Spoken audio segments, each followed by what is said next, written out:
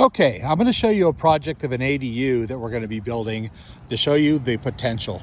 Here you have a street, just a literally eighth of a mile from the freeway.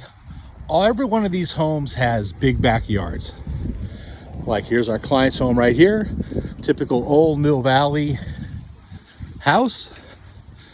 You walk down the side. A lot of these homes have fairly wide side yards, not required, but nice to have.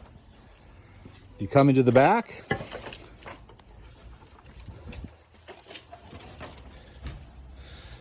And here, all of these homes have some version of a back, what used to be an old school garage and a backyard.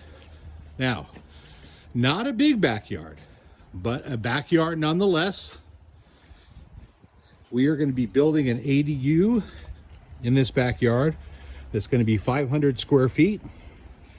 I'm going to impose it here in this video to show you what it's going to look like. I'm going to now standing in what's going to eventually be the nice little courtyard, and it's going to go right in this space. That tree is going to go away, and this is what it's going to look like.